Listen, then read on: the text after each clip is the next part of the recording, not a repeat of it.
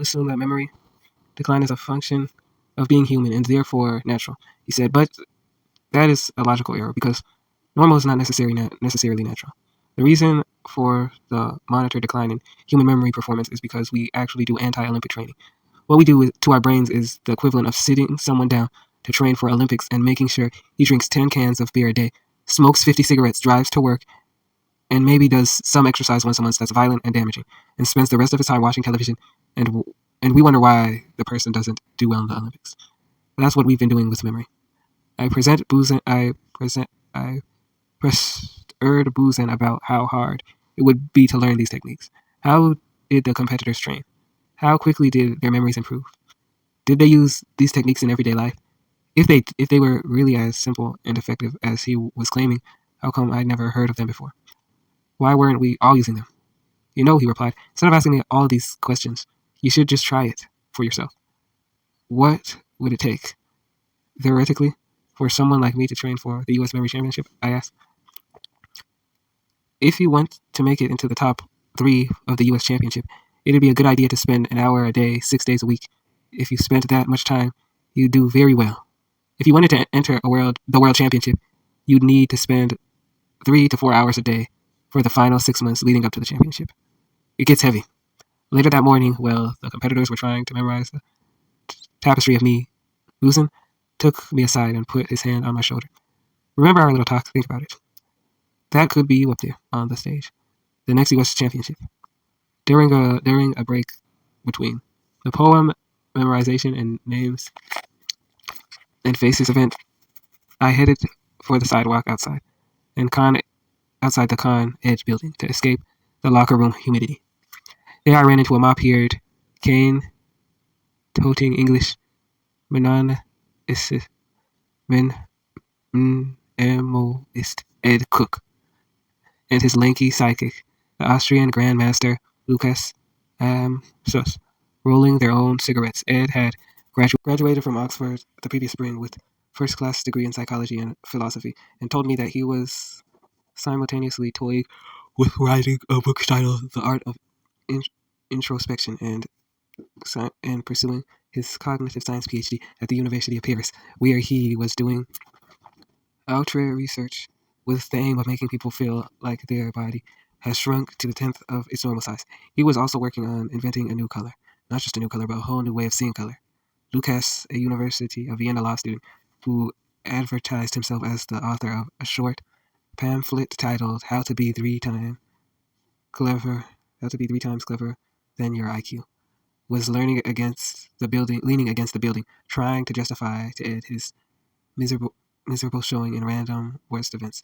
I've never heard even of these English words, yawn, sir, and asel, before he insisted in a stiff Austrian accent. How can I be expected to memorize them? At the time, Ed and Lucas were respectively the 11th and 9th best memorizers in the world, the only grandmaster at the event, and the only competitor who had shown up in a suit and tie.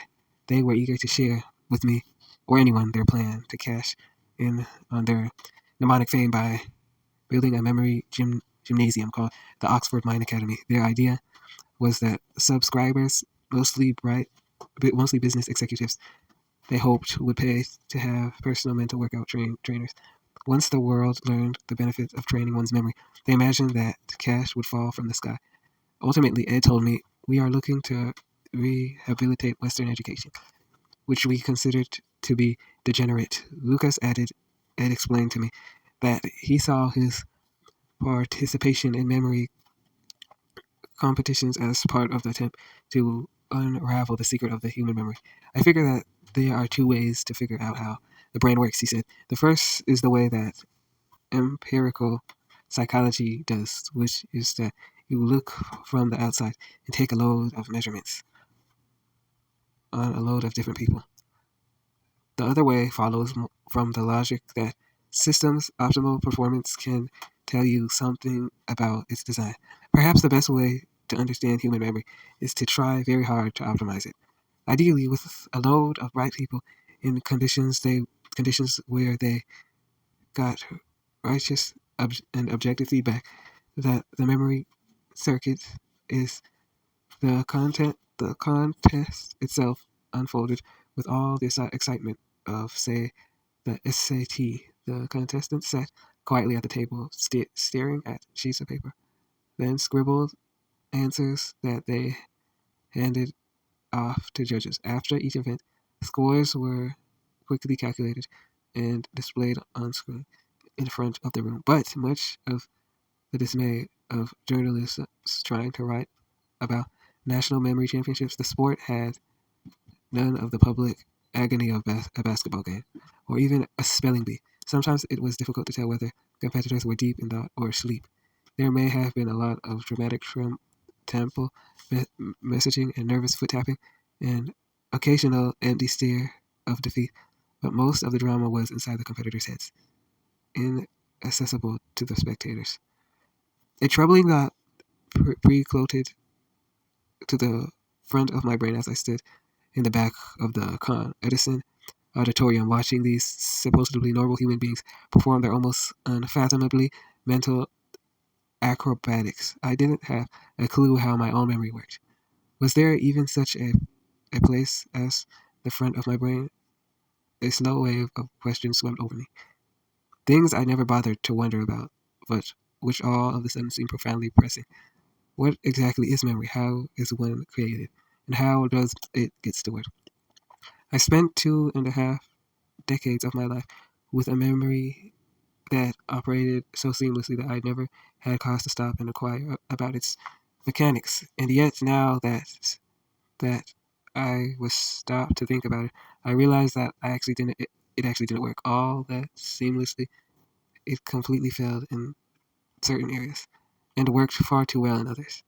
And I had so many inexplicable quirks that very morning my brain had been held hostage by unbearable Britney Spears songs, forcing me to spend the better part of my subway ride humming Hanukkah jingles in an attempt to dislodge it.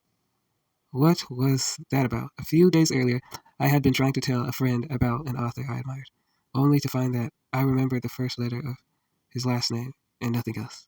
How come that happened? And why did I have a single memory before the age of 3? Why didn't I have a single memory before the age of 3? For that matter, why couldn't I remember what I had for breakfast just the day before, even though I remembered exactly what I was having for breakfast? Corn pop, coffee, and a banana, 4 years earlier, when I was told that a plane had just crashed into one of the Twin Towers, and why am I forgetting why I opened the refrigerator door? I came from the U.S. Memory Championships, eager to find out how Ed and Lucas did it. Were these just extraordinary individuals, prodigies from a long tale of humanity's bell curve, or was there something we could all learn from from their talents? I was skeptical about them for the same reason all learn from their talent. I was skeptical about them for the same reason I was skeptical about Tony Buzan, any self-appointed guru who has earned himself a king's ransom in modern self-help racket is bound to perk up a journalist's bullshit detector. And Buzan had set off every alarm bell of a journalist's bullshit detector. And Buzan had set off every alarm bell I've got. I didn't yet know enough to know whether he was selling hype or science, but his over-the-top package, a global education revolution, certainly smacked of the former.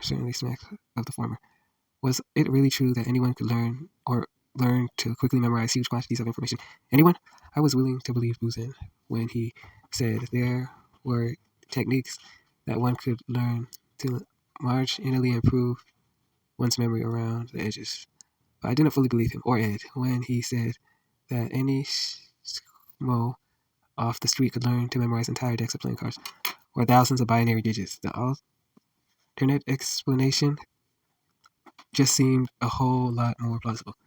That Ed and his colleagues had some freakish innate talent that was the mental equivalent of Andre the Giant's height or Usain Bolt's legs. Indeed, much of what's been written about memory improvement by self-help gurus is tainted by Hucksterism.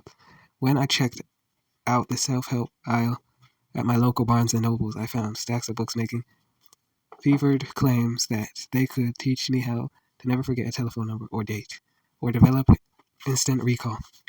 One book even pronounced that it could show me how to use other 90% of my brain, which is one of those pseudoscientific cliches that makes about as much sense as saying I could be taught to use 90% of my hand. But memory improvement has also long been investigated by people whose relationships to the subject are less obviously profitable and whose claims are inspected by peer review. Academic psychologists have been interested in expanding our native memory capacities ever since Hermann Ebbinghaus first brought the study of memory into the laboratory in the 1870s. This book is about the year I spent trying to train my memory and also trying to understand it, its inner workings, its nature, its natural deficiencies, its hidden potential. It's about how I learned firsthand that our memories are indeed improvable within limits, and that the skills of Ed and Lucas can indeed be tapped by all of us. It's also about the scientific study of expertise and how researchers who study memory championships have discovered general principles of skill acquisition, secrets to improving at just about anything, from how mental athletes train their brains. Just brains.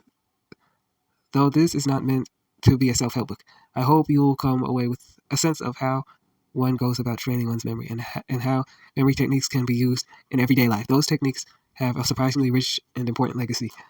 The role that they have played in the development of Western culture is one of the great themes in intellectual history. History whose story is not widely known outside the rarefied academic corners in which it is studied.